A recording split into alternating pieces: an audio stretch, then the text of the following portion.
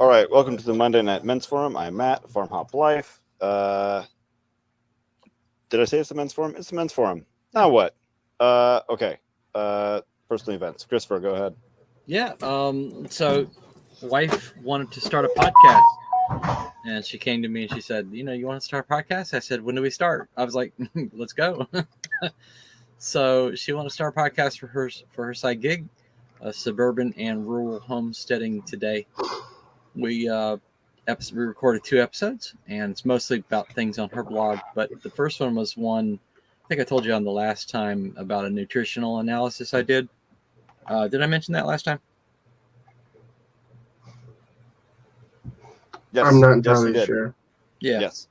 Yeah, so we just talked about that and walked that through how the people of the audience could do that for their own homestead.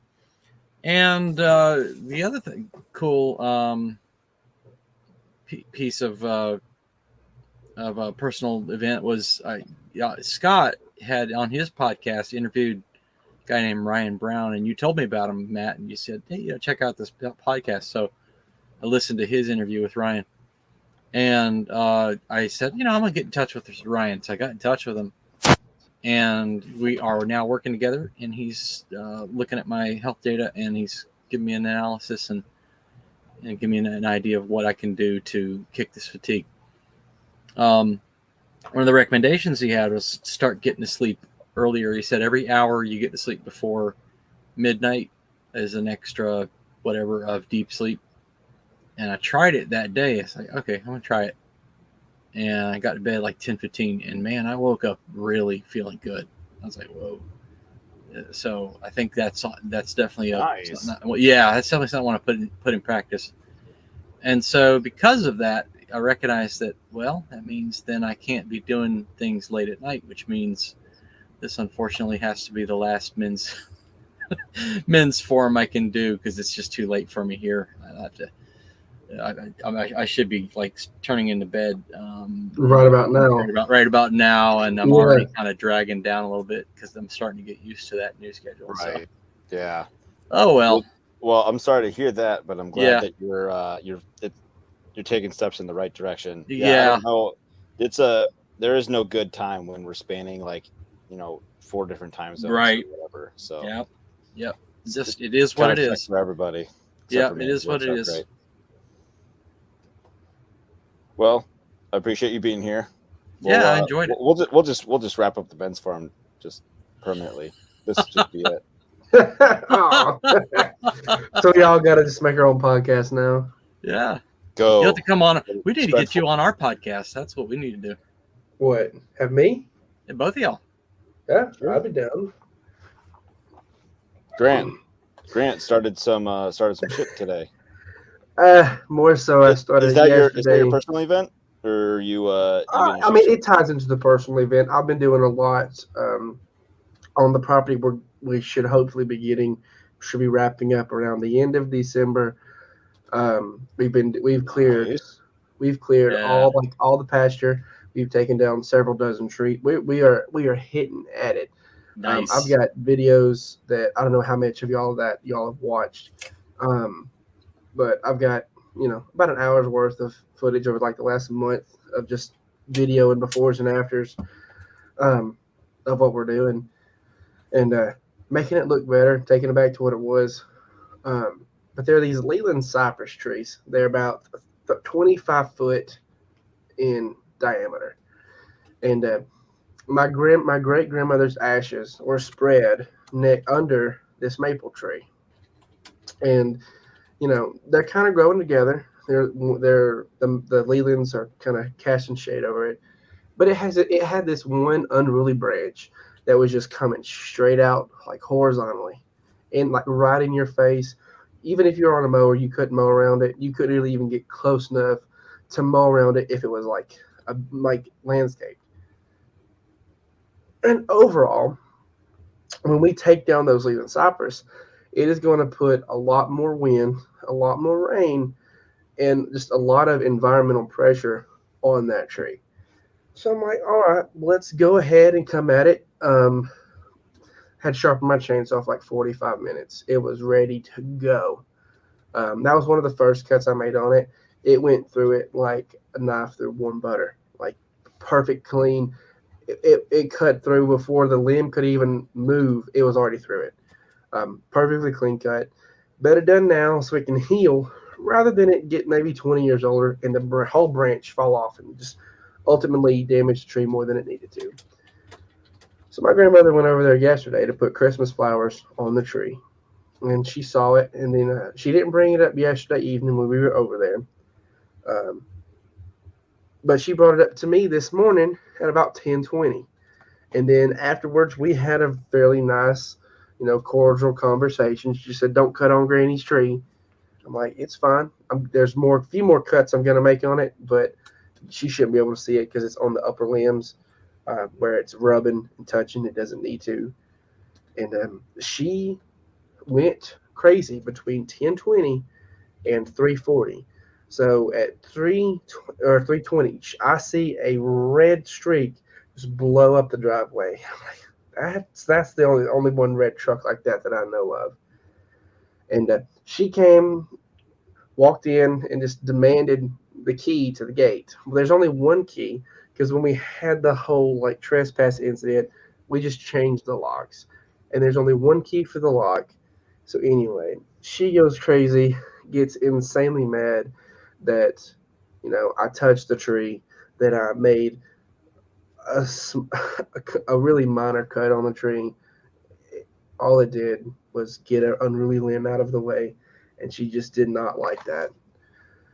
So that became a. Isn't this the same grandma that isn't very grateful for things you do? Yes. Yeah. She's my last living grandparent.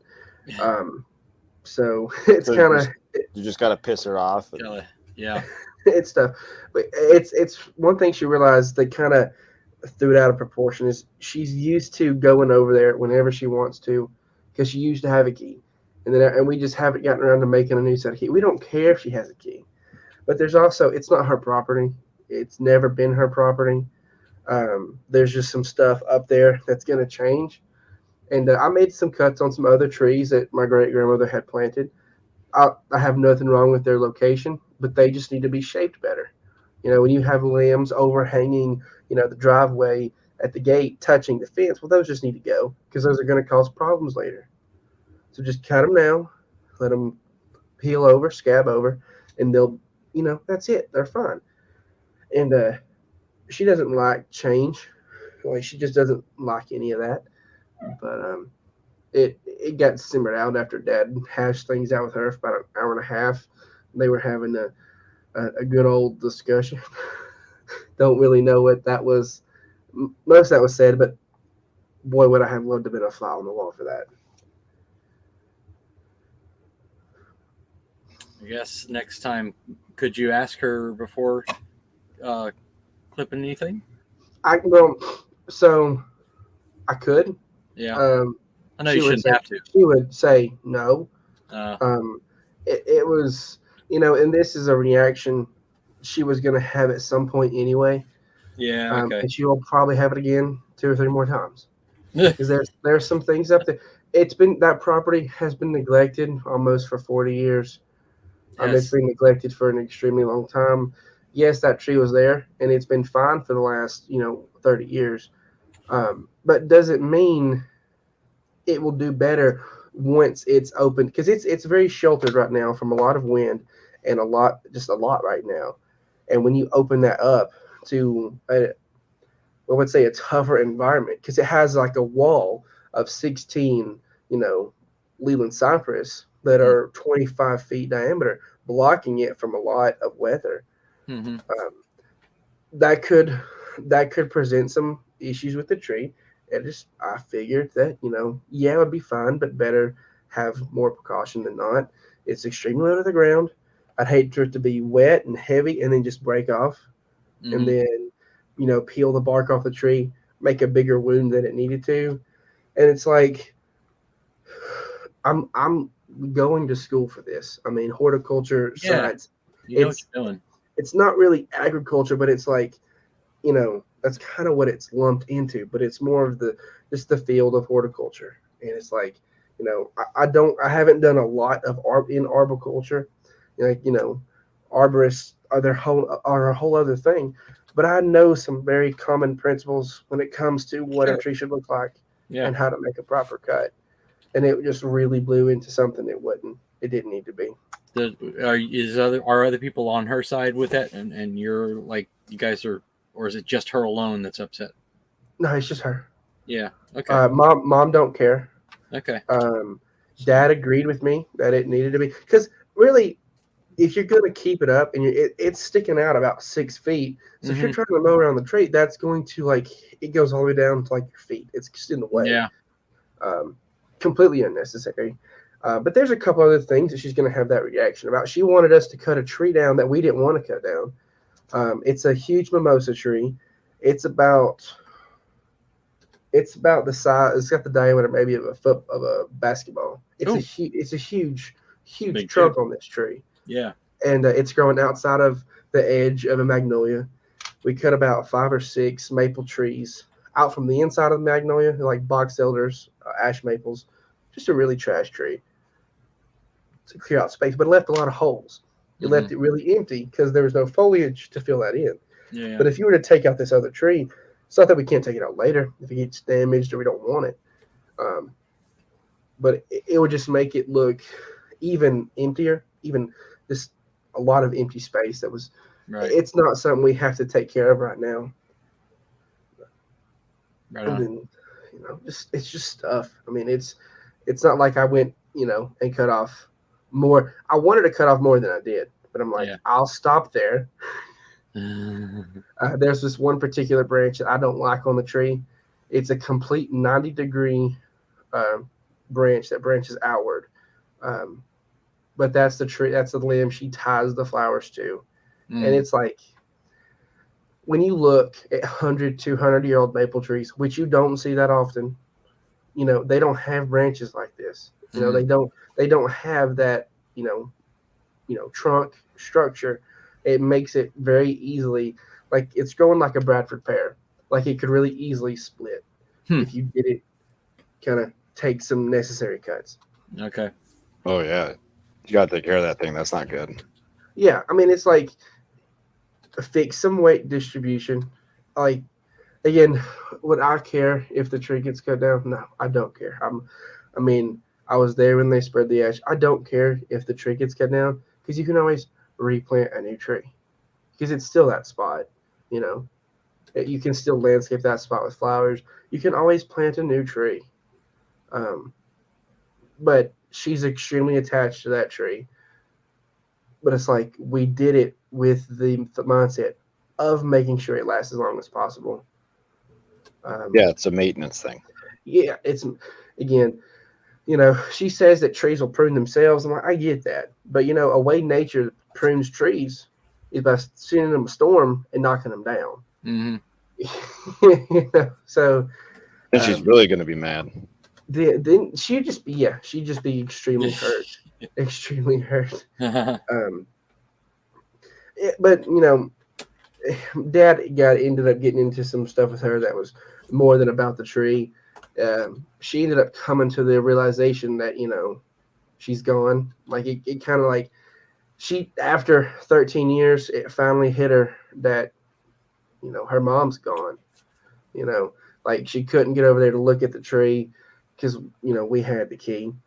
And I'd made a cut on it. It's like, you know, which I understand.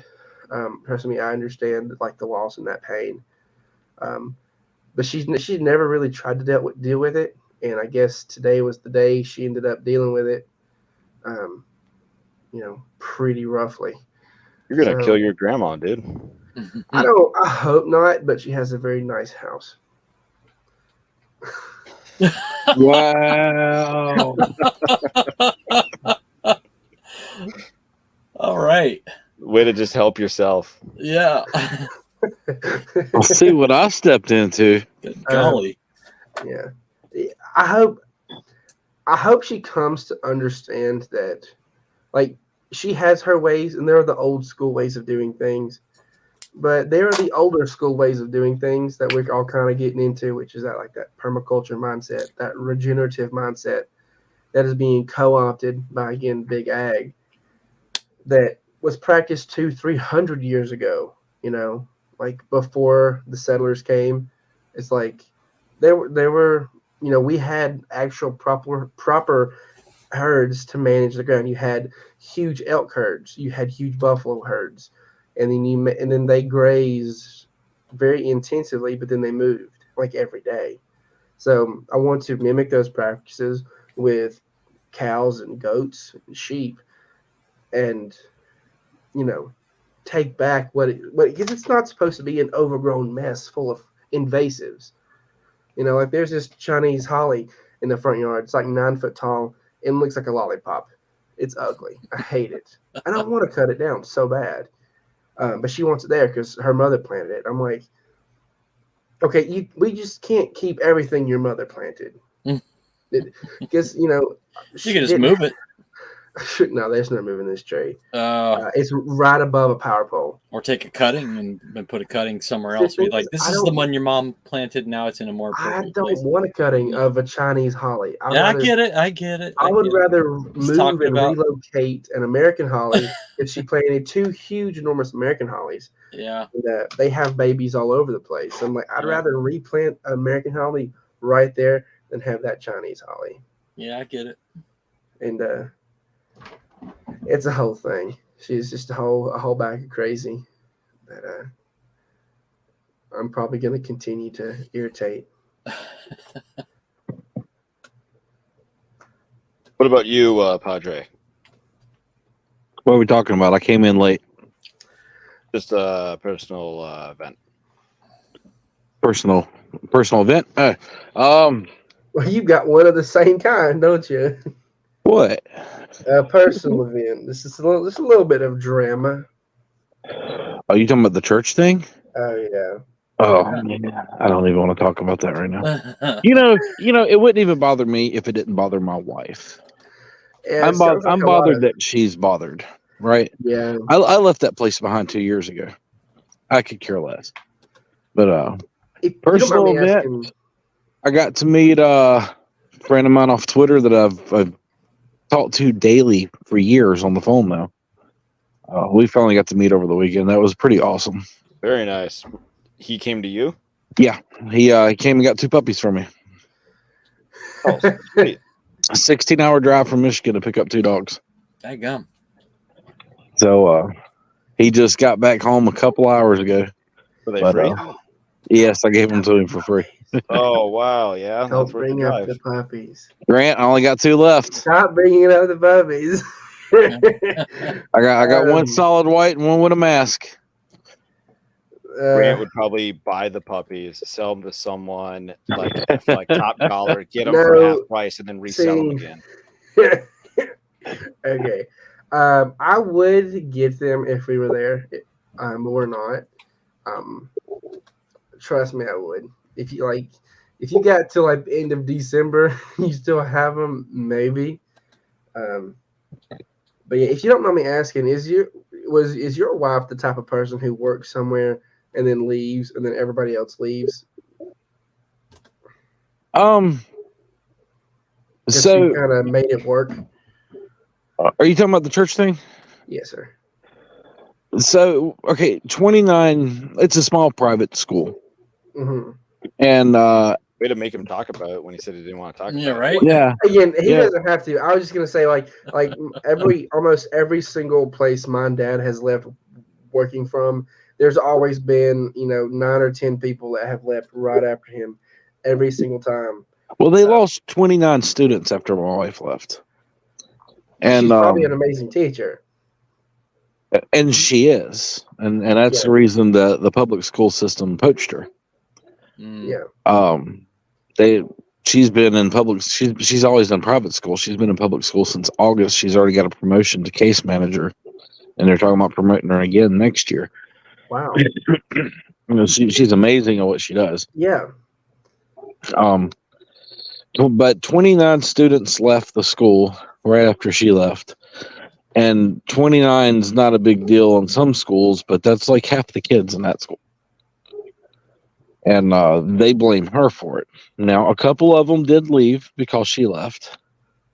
A couple of parents, I heard them say, if you're not going to be there, then I don't want my kid there. But a lot of them, it was just people moved away. Like, I think she said like 14 or 15 of them had already told her they wasn't coming back before they knew she wasn't coming back. Mm. Well, the big thing is, even if they're right, how is that even her fault? It's their fault for not attracting and retaining students. Oh, I agree. Yeah, that's stupid. I agree, but this isn't my fault. This is your fault. Well, it started because I ran my mouth 2 years ago. Started because you ran your mouth? 2 years ago. Oh. And so they always, my wife hung on, because she worked there for the church and the school. She hung on until her contract ended last May. That's when she finally left. I've been out of there for 2 years because I can only hold my tongue for so long, and then I can't hold my tongue any longer. Mm-hmm. And I just ran off at them. And I wasn't mean. I wasn't insulting. I didn't cuss the preacher out or nothing like that. But I told the truth the best way I know how to tell it, which is bluntly. And a lot of people don't appreciate that. No, they really don't. They think you're being mean when it's just like, yeah. Well, they hired some new staff members. And none of them were teachers, but they hired them as teachers because they hired them as favors to other pastors at other churches. They're like the kids of pastors in these other churches and things like that. And they got a bunch of people that don't need to be there.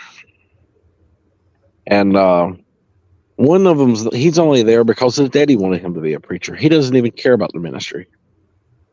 And they've made him youth pastor of the church. So it's all downhill. And I was asked by the preacher 2 years ago. He said, the church seems to not be doing well. Do you have any idea or any opinion as to why? I used to be in his inner circle. I went to his cabin. We used to hunt together. I was the inner circle with the preacher. And I told him it's the new people he hired, in which he instantly got pissed. Said some negative things about me, started accusing me of attacking his new hires, or what. So anyway, that's how all that happened. And sorry you asked. Yeah, don't ask me questions you don't want a truthful answer to. I don't sugarcoat crap. That's a good way to figure out. I don't know, just like cut the cruft from your. I don't know. Well, get people out of the way. My wife will tell you I do hurt her feelings from time to time. But she'll also tell you my blunt honesty is one of the reasons she loves me so much. That's the reason I love you so much.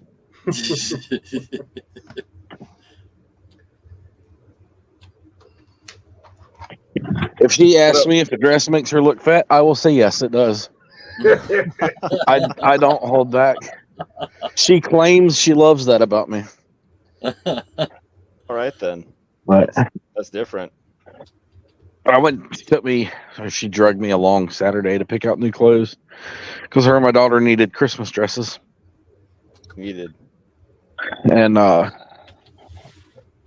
we was there, and she showed up with this gold sequenced shirt dress thing. She was like, "I love this." I was like, "I don't." She's like, "Really?" And I pulled up Whoopi Goldberg in Sister Act with the Vegas dancer gold sequence dress on. I was like, "This is what that reminds me of." You probably could have stopped at Whoopi Goldberg. And she goes, "Okay." And she leaves. A couple minutes later, she goes, "You really don't think I should get it?" I said, "Maybe get it if you want it." She goes, "That's a no." She didn't get the dress. She got another dress, actually, that I think looks really good on her. So yeah, there you go. I'm glad she put it back. So Yeah, they don't like that too much. I'm honest, but I am not going to stop her either. So There you go. Best of both worlds. yeah. Well, nice. Very good. Thank you. I don't even know what we're talking about tonight. I think we're just catching up. What about your Yeah, now what? private? Your I'm not. personal event? I am incognito for good reason. Can't talk about where I am or what I'm doing. Oh, daggum. But what about a personal event? That's incognito. So what you That's have also doing? incognito. Okay. I don't. Everything I going on. Oh, I went hunting last weekend just before this trip, and took my 3-year-old with me, and actually was successful despite. Oh the yeah, climate. I saw that picture. So That was did you great. shoot it or did he shoot it? I wish he would have pulled the trigger. That would have been a badass Okay, story. I gotta be That honest. I definitely shot it. I thought he was the one that bagged it. Yeah, that, Yeah, I was like, that would man, be something else. that would have been Yeah. amazing. yeah. I've got 20 years on him, and still I've never deer hunted. Well, Yeah, I haven't. not too late to start. I think Jeremy No. just started this year. When we get to the farm, look, we were up there at my grandmother's house. We were just sitting there. I saw a deer walk out of the woods, and then I decided to go walk up to it, and then I scared the crap out of it, and it ran. We pulled into the pasture last night, and there were just 2 does just sitting there, and they're just looking at us like you know. It's gonna be so easy to hunt when I get up there. They're able Hey, Grant, I was like 24, 25 before I went hunting for the first time, deer hunting. Yeah, I like harvesting, not really hunting. Harvesting meat. Yeah. Yeah, Yeah, we all do. I don't. But it's still hunting. Yeah, I'd rather wait till they're in my veggie patch at 2:00 in the morning and then shoot them with a crossbow in the eyeball, and then You can done do with that it. too. That sounds good. So we had our first freeze of the year last week. Nice. How did it feel? Good. Cold. So something interesting happened. I was lazy and I didn't cover any plants, and I was like, we're just gonna see what happens. Even my bell pepper plant survived. Oh, It didn't even get burnt. It's still just growing. We had an 8-hour hard freeze. I had some tomatoes that made it through the first frost, which was really something. Well, if it was last year or 2 years ago, I can't remember now. I had a sunflower that made it into January. there you go. But it went through several freezes. Crazy. I don't know if it's because when it freezes down here, it's only cold for like 6-8 hours and then warms back up again.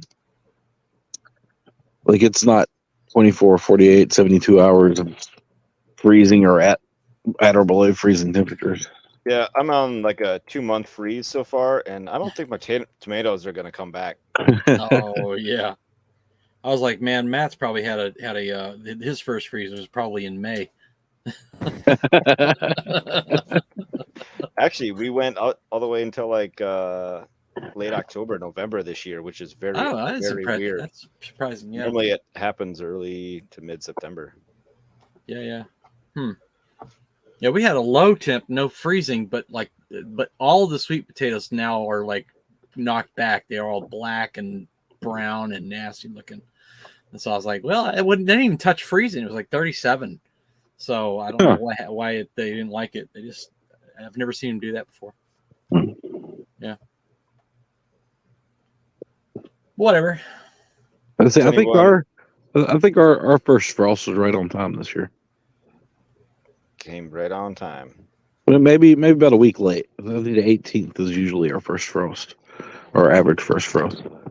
For the Did last anybody 2 years, plant anything for their winter crop yet? I've never had a winter garden or a fall garden. Yeah, same here. Oh man, I got Brussels sprouts and cabbage and carrots and beets everywhere. I may speed Rutabaga. run. Nice. I may speed run a fall garden. I'm meeting with the NRCS lady tomorrow, and if she says if I can get a crop in this year, I may go and get like 100 square bales of hay, line them up, put them under plastic, and then speed run like some beets and radishes, or like some Swiss chard or something, and then get a harvested crop this year. I got a rainbow chard growing. It's growing really well. Audrey, are you looks still good. trying to do like gourmet garlic or something? I was trying to, and I couldn't get the garlic. So where I was ordering the garlic bulbs from, they didn't have them. They didn't have them. They were late. They were late, and then suddenly they had them, and they had them gone before I could order them. Ah, shoot. So What, I completely missed the order. what makes them so special? Well, most people don't realize there's thousands of variety of garlic. Yeah. You have like Cuban garlic; it's made to eat raw. You just chew on it. But then you got stuff from Russia that's as spicy as a jalapeno or a habanero pepper, Hmm. Oh, dang. and there's just thousands of varieties of garlic, and that's what we were trying to get into. Some of them are 2-year crops, some of them are 10-month grow seasons, like a regular garlic. But I was trying to get into that around here for some of these Cajun restaurants we got going, and we got a lot of Asian infusions coming into the area too. So we were looking at Taiwanese peppers and garlic and Chinese garlics, and trying to grow native to the cuisine, Yeah. but be local grown. So that fell through, but I actually have been talking to 2 executive chefs now. One at one of the casinos down here, and I think I'm going to grow herbs for them this coming spring. They both expressed interest at a farm to table herbs. We're talking sage, oregano, thyme, like culinary herbs. But they're pushing farm to table is not a thing in my area, but it's becoming a thing in my area. Oh, nice. So Right on the tip of that wave. I know a guy 45 minutes from here. That's what they do. He actually got a puppy from me recently, but they grow herbs. He has a nice setup. He was showing me pictures the other day, but he services Louisiana down in the New Orleans. He doesn't do the Gulf Coast, so I could pick up the Gulf Coast and not step on his toes. Or step on toes, man. Crush your competition. I don't want to crush my competition. He's my friend. Well, a friendly competition never hurt nobody. There's no friends in business. It's fine. He's got South Louisiana. I got South Mississippi. If you want the seed company I use, South Georgia Seed Company, the only seed company I buy from, has Appalachian white softneck garlic, which is a heirloom in a garlic variety from our area, which I thought was cool. So I got 30 of them. Well, I'm only doing hard necks. Oh, is there a reason why? Storage purposes. Yes. Because the hard necks, you can braid them and hang them, and they're good forever. Soft necks go bad quickly. Okay. But no, and the other thing I'm getting into this coming spring is we're going to grow a bunch of weird stuff just out of the ordinary vegetables and fruits, crap you'd find in India and China and things like that. Because again, there seems to be a growing interest in it in this area. Like, are you saying there's a big like Oriental presence in Mississippi? Oh well, there's a huge Vietnamese population down here on the coast. I've been looking into like perennial bulbs, like Chinese yams and stuff like that. Mm-hmm. They're super small, but if you have a market for stuff like that, it'd be extremely easy. Well, we already have the Vietnamese population, but we're starting to get a lot of. I don't think any Chinese, but a lot of Taiwanese, Indian populations moving into the area. Mm-hmm. And I don't mean just the stereotypical gas station owners, like legitimate Indian culture stuff. Like so, the Vietnamese population down here, they have China has Indian gas station owners instead of illegitimate Indian gas station owners. Right.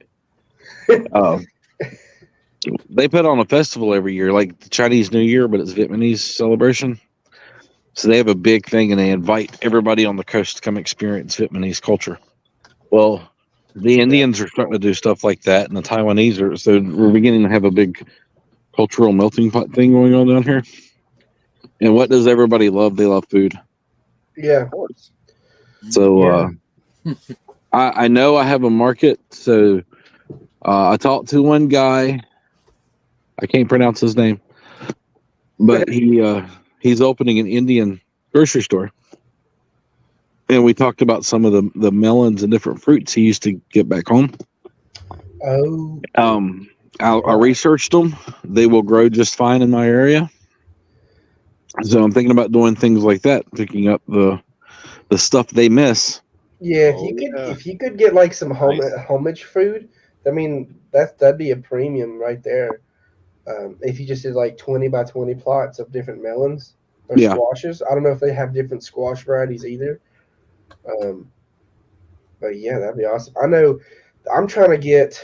So I'm going to look at greenhouses this weekend, and hopefully he'll do me good. There's 2 of them. They're 30 by 96, I think, for $4,000 a piece. And comes with heating and vents and all that stuff. Oh, dang. But there is the guy who wanted me to help him start a nursery. His neighbor runs a vineyard, and his neighbor talked to him about growing vineyard stock for grapes, like grapevine stock for vineyards. Instead, like this guy, he's importing his grapevine stock from Italy and France, and that's just when he has to buy 400 or 500 of them, not really economical.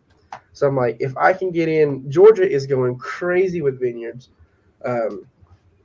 because like we've had apple orchards forever, but for some reason people are wanting to put in a lot of vineyards, and like if I can get a good like rootstock growing, I could sell the rootstock for these guys to splice their varieties to, and that would kind of be a very good staple to have. Yeah. And if I could get in, I'm glad to see Georgia hopping on that bandwagon. Yeah, I know. I've got some family. They own a cidery, Reese's Cidery. Like a second, third cousin of mine married into the family, and it's fantastic. That's the only alcohol I drink is from them. It's amazing. I could drink a whole bottle. Like the bottles are like 24-ounce bottles, and you can just drink the whole thing with dinner. North Carolina got big into the winery and vineyards about 20 years ago.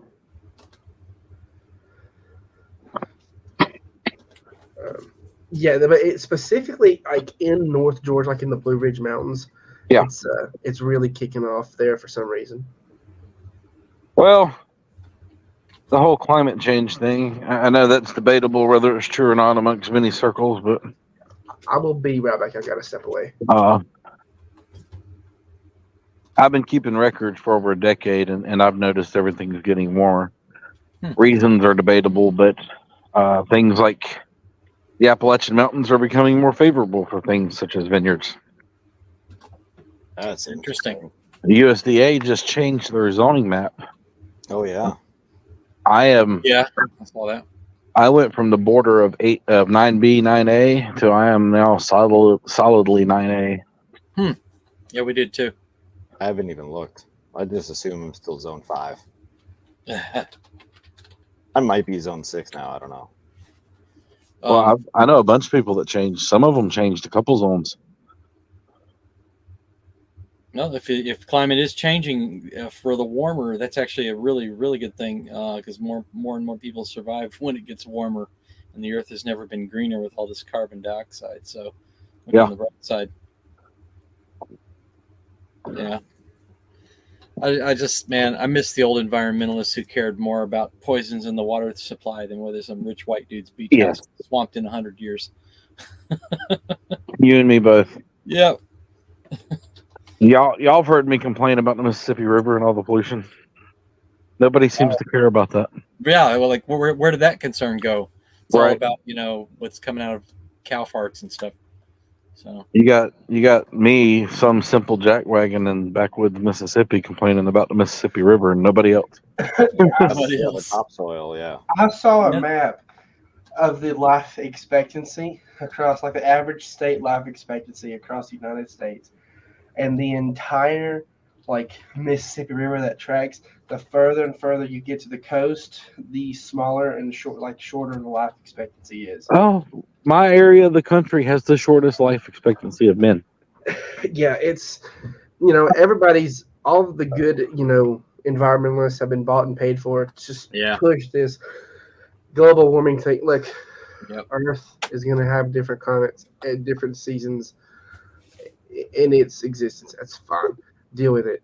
But like the new map, I'm still going to plant from my old zone because the only thing it's going to do is give you harsher temperatures, like more extreme temperatures. I don't think you're going to really get the same growing season as somebody who like your old zone. I don't think you're going to be able to grow something new or something more that's from a different zone. Like if you were zone 6, you've been pushed to zone 7, I don't necessarily think you're going to be able to grow straight zone 7. I just looked and my zone didn't change actually. That's so funny. You're just so much iced out. I actually wasn't planning on having my zone change anyways because it could easily just change back. So yeah. I would always experiment with it, but I would just plant what will live. You can always kind of experiment outside, but you don't want to like put all your eggs in the I was 6A, now I'm 7B. Yeah. Put all your eggs in the 7B basket when you were 6A, and then you're still 6A when you try to actually grow. You just have more extreme highs and lows. Yeah. I think the biggest difference is going to be over winter. Like so I think all right. So if you were in 6B and they moved you to 7A, I think your winter is still going to be a 6B winter. I think it's just your summer became a 7A summer. Does that make sense? That makes sense. I think the zone map probably should be split by season. Of course it should. But again, you can take it from your zone map and then break it even further down into your eco regions. So, it depends on how specific you want to get for your climate or your microclimate. It was Jack Spirko who said, I heard on one of his shows, he said, you just to deal with the possibility, all you do is plant with one zone on either side in mind, and you're in great shape. Yeah. Yeah. But I got changed from like a 7B to an 8A. And I'm like, I don't really think that changes anything for me. I don't think I get to grow an entirely new world of vegetables. Well, the reason I say that it's seasonal is somebody I know from Twitter. They were like 6A. They're up in Massachusetts, but they live near the coast, and their zone got changed to like 7B. Or no, excuse me. They jumped 2 zones warmer. I can't remember exactly what their numbers were. But I was like, you're going to get a crap ton of snow this winter. I don't care where you live in Massachusetts. So, like, that new warm zone wasn't going to match. Well, in this winter with the El Nino, it's supposed to be a lot more severe anyway for those people. Yeah, they're already getting snow up there. Yeah. Yeah, El Nino is supposed to hit them hard. Well, we've had more rain in the last 2 weeks than we've had in the last 5 months here. And it comes through here before going up there. Like, I'll just say this. We got a lot of rain this week, but they were also spraying for like 5 days before we got rain. So that's probably the rain we got, was their sprayed rain. 3 days ago, my front pond was only a third full. What, Matt? Is this the chemtrail part of the podcast? Yes, this is the routine chemtrail part of the podcast. That darn Kim. Why she's always doing trails? Just check. Stop turkey trotting. Sorry, what were you saying about your pond? Yeah. What was that?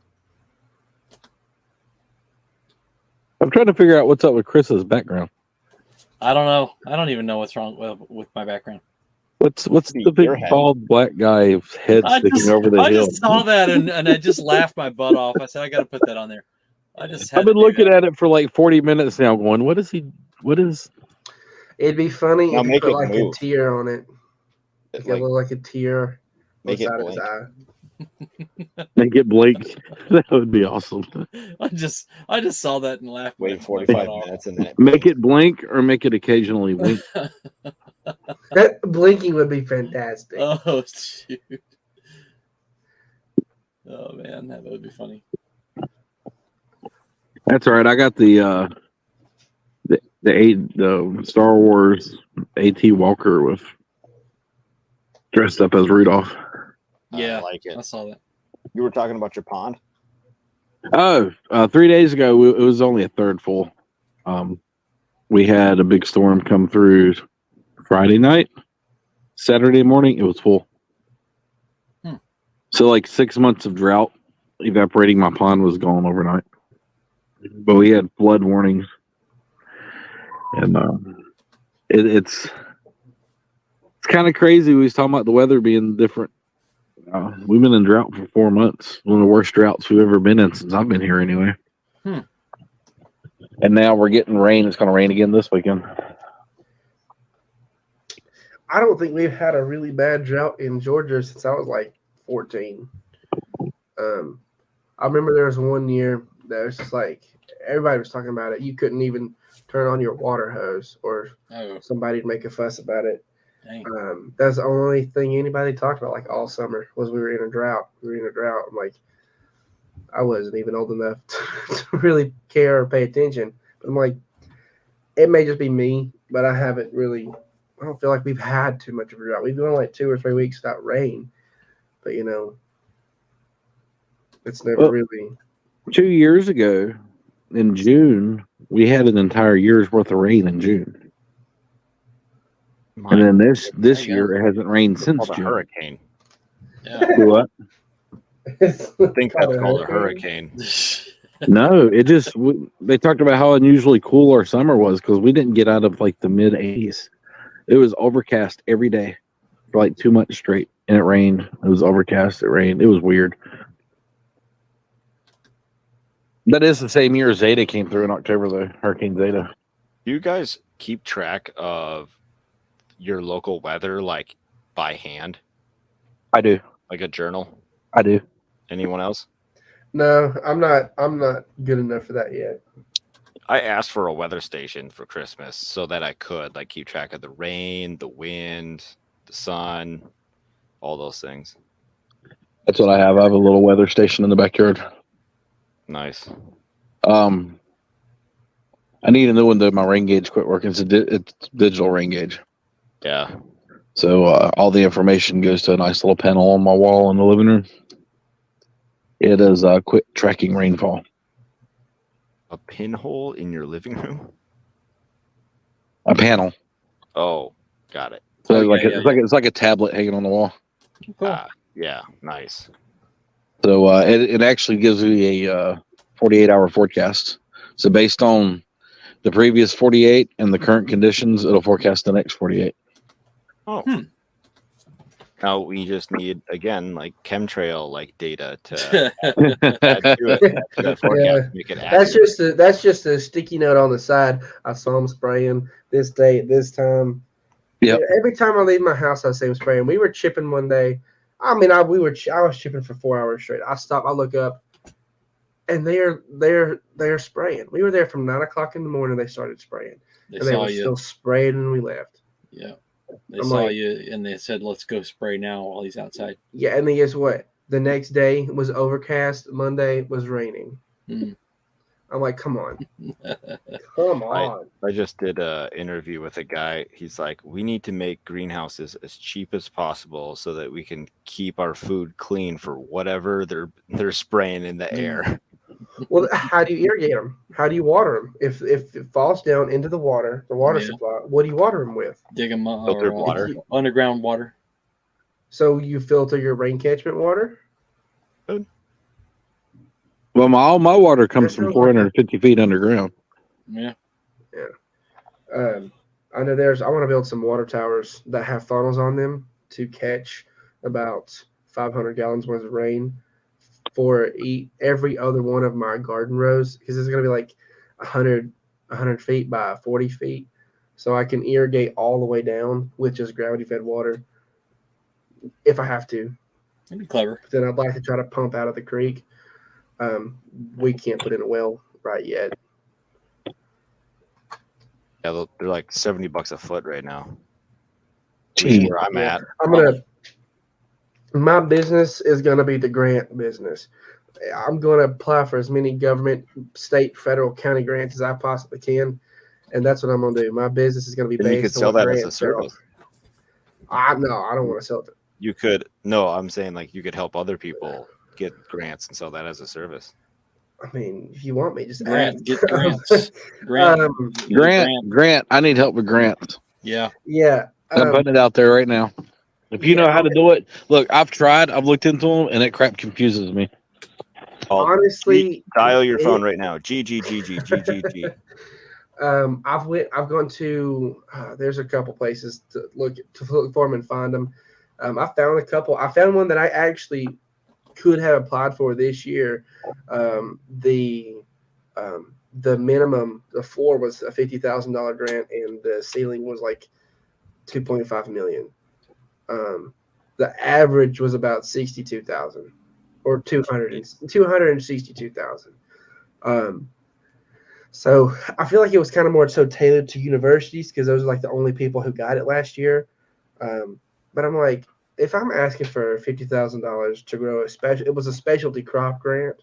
It gives you $50,000 to grow a specialty crop, try to market it, and all that stuff. I'm like, the specialty crops are like, well, this is easy. I could grow this. Like, I was more so looking at the nursery plants. Like, this is easy. This is just bedding plants. Like, I would like to get a greenhouse up just so I can go to the wedding venue next door. That's our neighbor. She bought 180 acres, built a huge wedding venue, is getting crazy business. And see if I can be their landscaper and grow and sell them their plants and then landscape it, because it quite frankly doesn't look good enough in my opinion. Yeah, there you go. It's like, there right now, I can landscape it and make it look fantastic. I mean, I do such a good job. But Grant, now something about federal grants. I'm going to shoot you a couple videos I saw interviewing some people about how the federal government is snatching up a lot of land by when farmers take grants. That opens up a whole matrix of federal law that then applies to your land that didn't apply to it before, and it's one of the paths that they're using to seize lands. So I'm going to shoot you the videos. Just so all that to say. I mean, if someone tries to let seize me my land, finish. I'll just end up dead. So don't take all that to say is I'm not saying don't take grants, but go into it eyes wide open. Okay. Yeah. I'll shoot you the video. Okay. Yeah. And I'm not really going to go for it's going to be more regenerative kind of grants. Yeah. Like grants, you can get grants for bees and beehives. You can get a grant for installing something like a bat house. There's all kinds of stuff you can get. Hey, Grant. Yeah. Does it feel weird saying your name over and over again? It does a little bit.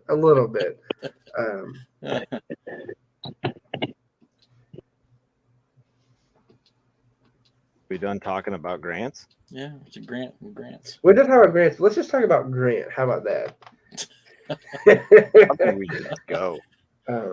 When is the wedding? Grant? May 18th. May 18th. Actually, this time?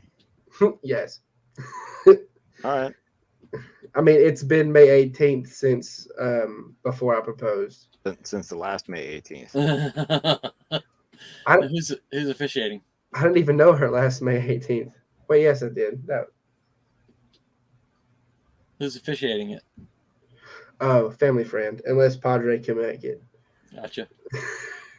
Well, I haven't been asked, so yeah. Yeah. we're just trying to honestly. Don't know how many people we're going to be. We had a list written to like 120 people, and I think I'm going to slash it to 10. Yeah. Jeez. We did our ceremony with like 20, 30 people, and we did the reception was open to anybody, but the ceremony was small. If we You're going to invite your grandma? Yes. All right. Just asking. I'm trying to get her house, man. Yeah. I wouldn't mind doing 120 people, but it really puts us in a financial pickle. Because I would essentially use the wedding as a launch pad for the farms. But hey, I know all you people. We've supported all you people doing so much crap. It's time to pay it back. And just use it to just kind of sell the farm, sell the what we're due. But honestly, I don't care. Really, I don't care. I would rather invite all those people over individually for them to come visit, and then we can, socialize then personally, one-on-one, and we can just cook them dinner instead of having a stupid, retarded wedding. I mean, there is that. But me and my wife went to the courthouse. I wanted to do that, but I wanted to do that last month, and last month's not there, so we're waiting till May. My dad and stepmom are witnesses. Yeah, I wasn't wanted to go without my parents. Like either one of them. Mom's like, "No, you can't do that to me." I'm like, "Well, fine. We'll just wait till May." Make it, dude. Make it fun. All right. If you just have fun with it. Like my wife, my current wife is not my first wife. I have been through the big wedding. 250, 300 people sitting in the church. Wow. That's a lot more stress than fun. Yeah, it sounds very stressful. I mean, because we'd be doing the catering, we'd be doing everything. Because I'm sorry, I know too much about the wedding industry to pay any of them a cent. I'll be doing the flower arrangements. I'd get incorporated, and I'd go through the wholesalers. I'd buy the flowers wholesale and make the arrangements myself. I'm not going to be paying a florist an insane amount of money to do something. I've been through the class. I'm getting an associate's in floral design, and it's stupid. Yeah. I mean, the amount of when you know the markups and you know the price increases, it's ridiculous. I can't pay that. So what you're saying is $100 for a dozen roses at Valentine's Day is way too much. It's a cheap way to skip out. I mean, if you want to do flowers for Valentine's Day, I don't really know how to explain you the design, but get you a little green bowl from Hobby Lobby, get some Oasis foam, and then green it up. Put in go to Kroger, get your greens, put in some weather leaf. I mean, I can give you a diagram that shows we'll have that ready next in February. All right, I'll have that ready in February, and then we can do a men's floral design class at my desk, and I will show you how to green an arrangement.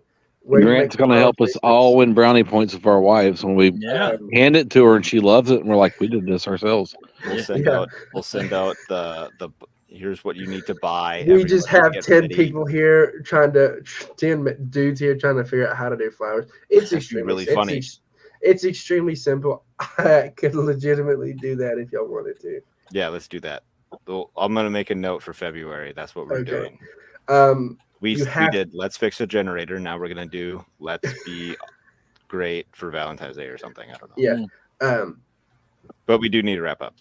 Yeah. I'm sleepy. Yeah. All right. Christopher. Yeah.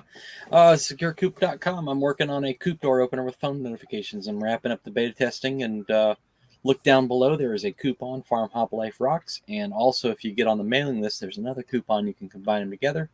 I have a free ebook on the website on coop protection. And and if I didn't say it already, it is a coop door opener with phone notifications. I guess I need to tell you that. But that is where it's at. It's something I've been working on the side for a little bit too long, but we're almost there. Awesome. Yep. Coming along. Yep. Grant. Yes, I am Homestead of Pain on TikTok, Instagram, and Twitter. I've been tweeting recently for the 3 people that click on my posts. It may be interesting. It may not be. I'm a little over enthusiastic about most of the posts I make, but again, I'm going to be posting videos. What been doing at the forum. I have a backlog I have to start with, so I'll probably sit down at my desk and post one of those tomorrow. Nice. I'm debating on quitting altogether because nobody looks at anything. Well, it's because you're inconsistent, but we can Very talk about true. that another time. Very true. Thanks. Padre. Smith-homestead.com for until the end of the month only. Then my website will be gone, y'all. They've doubled the price of the hosting, and I just it'll take me 4 months to pay for the hosting. No more online sales than I make. But for now, going into Christmas, I'm gonna send you a link at the end here. Okay. So go check it out. Code Farm Hop Life, get 10% off your order. Just in time for Christmas. Some handmade soap, handmade candles. I'm Homestead Padre on Twitter. I guess I'm going to get back on Instagram because my wife's bugging me, so I'm Homestead Padre there as well. Nice. And TikTok, I am Kingdom of Homesteadia. Awesome. Thank you. And I'm at farmhoplife.com. We're a traveling hosted family. We do a podcast of interviews, this men's forum, famous farmers, like biographies, and sometimes farm tours. And wherever I am right now, I might be able to go visit Padre next week, but he doesn't know that. I hated that work out a couple weeks ago. Yeah, me too.